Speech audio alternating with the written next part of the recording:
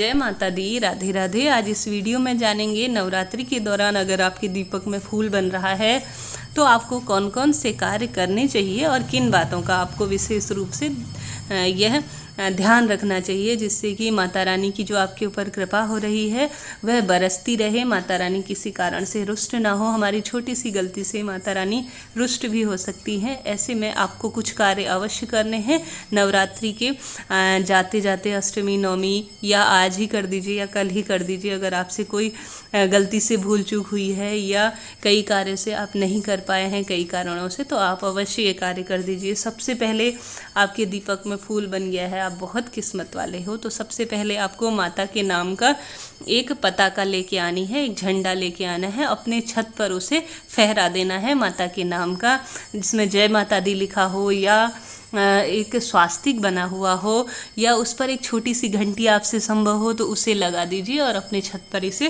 फहरा दीजिए। अगर छत की व्यवस्था ना है, जैसे कि इन दिनों फ्लैट का चलन है और अपने खुद की छत नहीं है, तो ऐसे में फ्लैट के आगे साइड आप लटका सकते हैं, आपके घर के मेन गेट के उस पर लटका सकते हैं। ऐसा करना माता रानी आपके आसपास ही रहेंगी, बेहद खुश होंगी और इससे एक माता के भक्त के घर का साफ साफ दूर से ही पता चलता है। इससे कई तरह के वास्तु का भी नाश, जो वास्तु दोष होता है उसका नाश होता है और सदैव माता रानी की कृपा हम पर बरसती रहती है।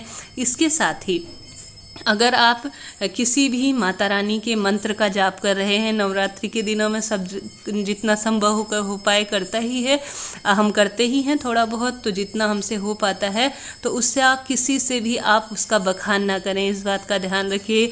आपके दीपक में फूल बन रहा है तो दुनिया भर से उसे मेरी माता रानी ने मेरी पूजा स्वीकार कर ली है, उसका बखान नहीं करना है। आपने शास्त्रों में यह बात पढ़ी भी होगी, दान की गई वस्तु को कभी भी किसी को नहीं बताना होता। मंत्रों का जाप आप करते हैं तो उसे ज़्यादा किसी को नहीं बताना, अपने तक ही रखना है। फूल बन रहा है तो उसे अपने तक ही रखना है। यह माता रानी की कृपा है जो आपके परिवार के ऊपर बरस रही है। ऐसे में यह कार्य आप ध्यान रखिए कि आप मंत्रों का जाप कर रहे हैं, कोई वस्तु दान कर रहे हैं या कोई भी आपके साथ क्रिया हो रही है तो उसे छोटी सी बात का आप माता के उत्साह में इस तरह से खुश हो जाते हैं कि सबसे यह बातें कहते रहते हैं।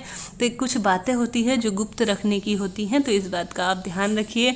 माता की जो क्रियाएं आपके साथ हो रही हैं, आपकी पूजा से माता प्रसन्न है, तो इस बात का आपको ज़्यादा गुणगान किसी से नहीं करना है, अपने साथ ही अपने पास ही रहना है।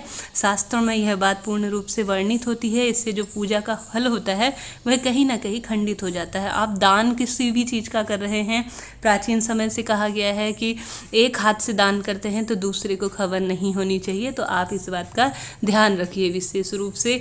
और मंत्रों का जाप कर रहे हैं तो वह भी ध्यान रखिए। इसके साथ ही घर में कोई भी आ रहा है, कोई वृद्धजन हो, कोई भिखारी हो, किसी बाबा के स्वरूप में, किसी कन्या के स्वरूप में छोटा सा ही दान आपको अवश्य करना है। माता रानी आपकी किसी भी रूप में परीक्षा ले सकती हैं, यह बात ध्यान रखिए। वह अपने भक्त की परीक्षा लेने के लिए किसी भी रूप में आपके घर तक आ सकती है। आपसे बहुत सारा दान नहीं हो पा रहा, कोई दिक्कत नहीं, अपनी क्षमता के अनुसार जितना आपसे संभव हो सके घर के द्वार पर अगर कोई आता है तो आपको माता के नाम का अवश्य दान देना है। और इसके साथ ही सुहाग की सामग्री आपको अष्टमी के दिन, नवमी के दिन अवश्य दान करनी है। इससे अखंड सुहाग की प्राप्ति होती है और साथ ही घर में सुख समृद्धि का वास होता है। दूध का दान आप अवश्य कीजिएगा और साथ ही कन्या पूजन तो हम सब जानते ही हैं, वह अवश्य कीजिएगा। छोटा सा हवन आपसे जितना संभव हो सके अवश्य कीजिएगा। और साथ ही आपको यह ध्यान रखना है कि सूतक पातक के दौरान आप व्रत में हैं, कोई कारणवश बाहर जाना पड़ रहा है तो दूसरों के घर का भोजन पानी बिल्कुल ना करें। सूतक पातक का विशेष रूप से ध्यान रखें। अगर हम दूसरों के घर का भोजन करते हैं तो शास्त्र कहता है कि इससे जो हमारी व्रत का पूजा का फल है वह दूसरों को मिल जाता है। तो यह बात ध्यान रखिए कि दूसरों के घर का आपको व्रत के दौरान, नवरात्रि के दौरान आपको दूसरों के घर का कुछ भी भोजन इत्यादि ग्रहण नहीं करना है, यह बात ध्यान रखिए। शाम को भोजन करते हैं कई लोग तो दूसरों के घर पे कर लेते हैं, यह सही नहीं माना जाता। नवरात्रि के बाद आप आराम से करिए।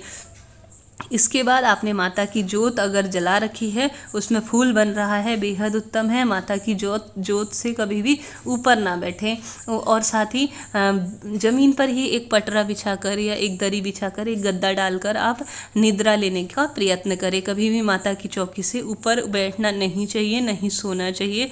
जगह का अभाव है तो वहीं पर आसपास छोटा सा गद्दा डालकर सो जाइए। इस तरह से कहा जाता है कि माता की जो जोत है उससे थोड़ा सा दूर ही ऊपर नहीं।